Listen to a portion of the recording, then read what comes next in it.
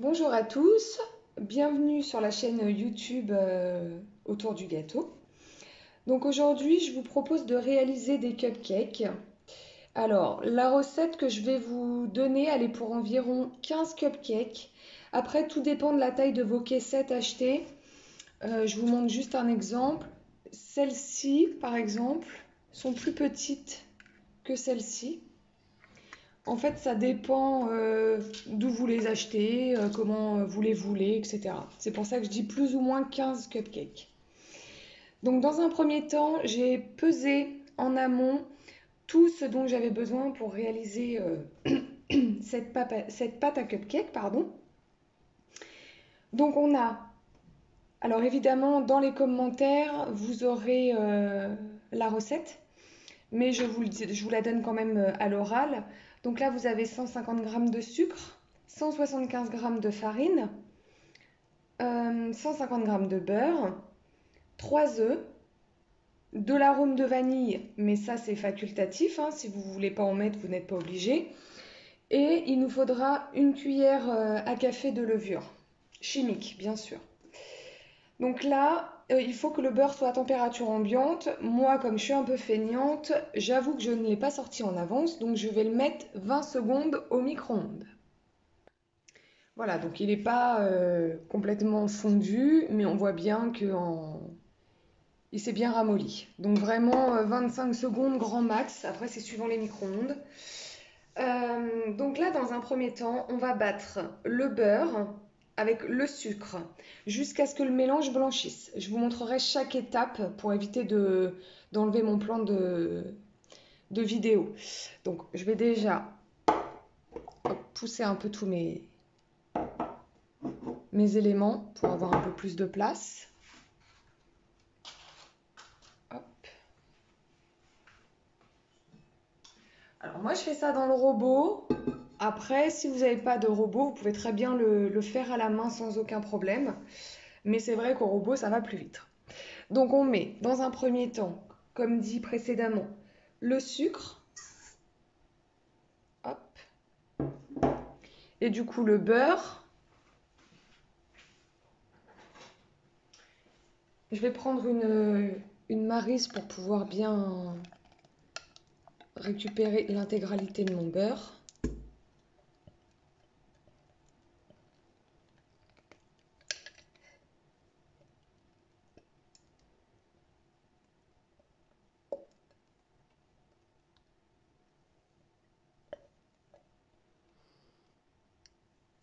Voilà, là je vais battre au fouet jusqu'à ce que ça blanchisse. Je vous montre le résultat dans un instant.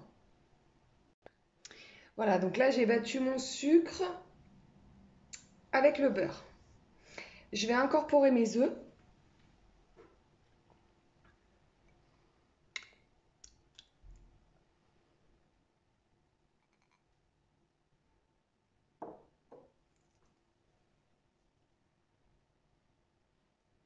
Et je vais refouetter de nouveau. Donc là, pour l'instant, c'est encore liquide, hein, c'est normal. Il n'y a que du beurre, du sucre et de l'œuf, donc c'est normal que ce soit encore un peu liquide. Donc là, ensuite, on va ajouter la farine, la levure et l'arôme. Tout d'un coup, mais là, on ne va pas fouetter, on va utiliser la feuille du robot, parce qu'on veut juste mélanger la pâte et pas la faire monter. Alors, je vous avoue que la levure, c'est une cuillère à café. Moi, je fais un peu à l'œil. Je sais qu'il n'en faut pas beaucoup. Hop. Mais prenez une cuillère à café si vous n'êtes pas sûr, c'est mieux. La levure, c'est pareil, on met une cuillère à soupe normalement.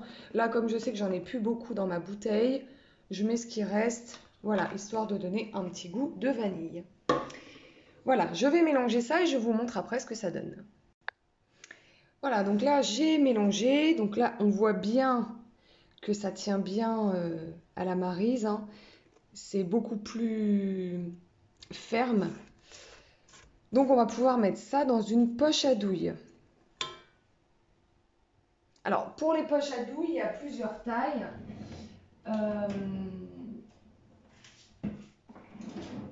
Le mieux c'est de ne pas prendre trop petit quand même pour pouvoir remplir votre pâte.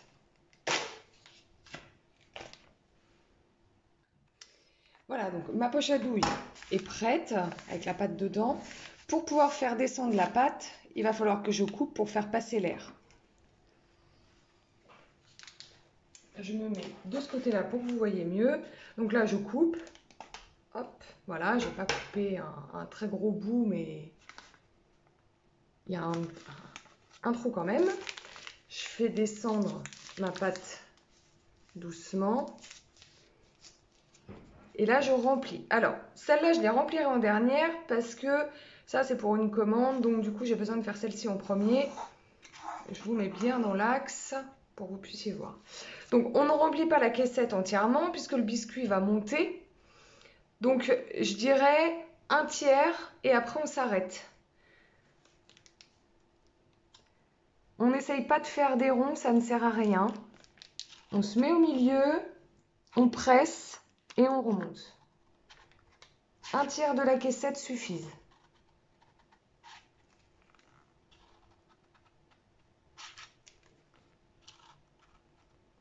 Si vous voyez qu'à certains endroits, vous n'avez pas mis assez, vous rajoutez par la suite. Moi, je fais souvent comme ça. Je fais d'abord l'intégralité, puis quand je vois que j'ai pas mis assez, je rajoute.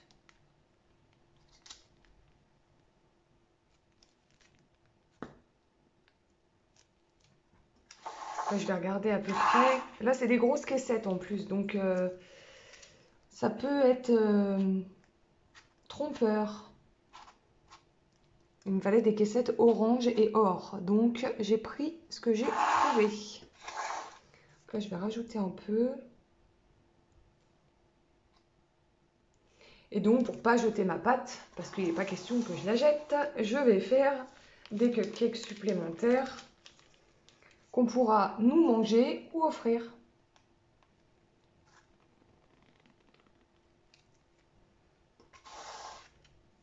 Hop.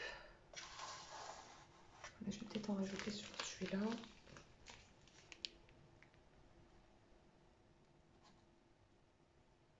C'est bon.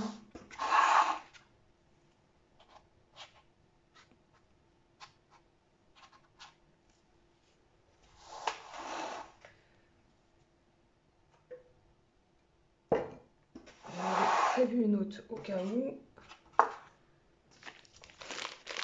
Donc là, vu que mes caissettes sont assez grosses, vous voyez, j'en ai fait 13. Mais avec des caissettes plus petites, vous en faites largement 15.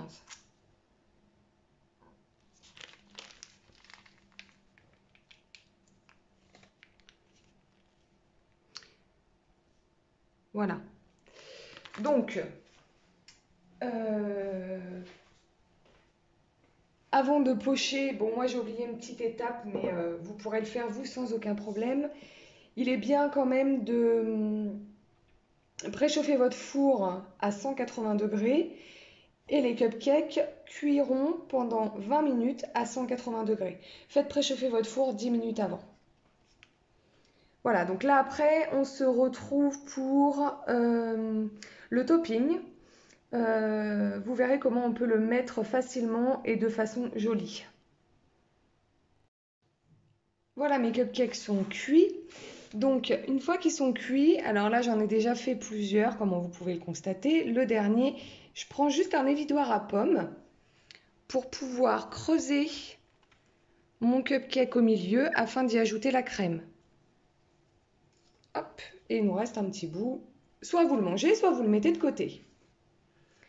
Pour la crème, c'est simple. Alors, il y en a qui font de la ganache. Moi, j'avoue que je trouve ça un peu lourd. Donc, je pars d'une chantilly mascarpone. Donc, pour la recette, je mets... Alors, évidemment, elle sera dans les commentaires. Je mets 150 g de crème liquide à 30% de matière grasse, bien sûr. Et je mets 100 g de mascarpone. Après, vous pouvez ajouter du sucre glace, 3 ou 4 cuillères à soupe, suivant votre goût. Et évidemment du colorant alimentaire si vous voulez ajouter du colorant. Là pour le coup, moi je fais du chocolat, donc elle est déjà faite, mais je vais vous montrer comment appliquer le topping. Donc pour la douille utilisée, moi j'utilise une 2D que vous pouvez trouver facilement sur le site autour du gâteau. Donc j'insère, hop, je vais pousser ça, J'insère ma douille dans la poche, comme ceci, jusqu'à ce que ça coince. Je la recule un petit peu. Je coupe le devant. Là, j'ai vu que j'ai pas coupé encore assez, donc je recule un petit peu. Je recoupe un peu. Hop, et voilà. Comme ça, elle sort suffisamment et elle est bien coincée dans votre poche. Voilà, donc ma poche est remplie. Donc comme pour la pâte, hein, on pousse. Vu qu'elle est coupée, l'air sort parfaitement bien. Et là, je vais donc appliquer. Donc j'en mets d'abord dans le trou. Hop, donc là, j'ai décidé de faire cela au chocolat au lait. Donc je mets un petit peu dans le trou pour pas que ça soit tout vide. Ensuite, je pars de l'extérieur.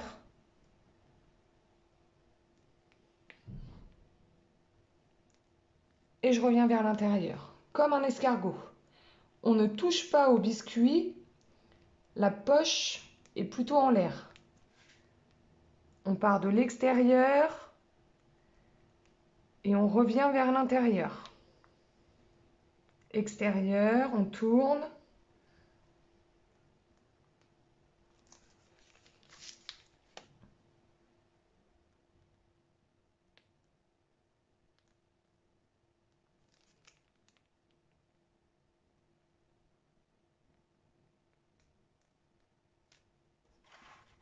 Voilà, comme ça vous avez un joli visuel.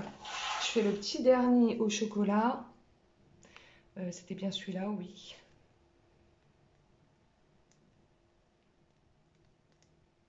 Voilà, après vous pouvez utiliser des douilles différentes. Ça vous changera votre visuel, c'est selon l'envie de chacun. Voilà, bah, j'espère que cette vidéo vous aura plu. Vous retrouverez tous les ustensiles utilisés ainsi que la recette pour le topping et les cupcakes dans les commentaires. Et puis ben, j'espère à très vite pour une prochaine vidéo. Merci de l'avoir suivi et à bientôt.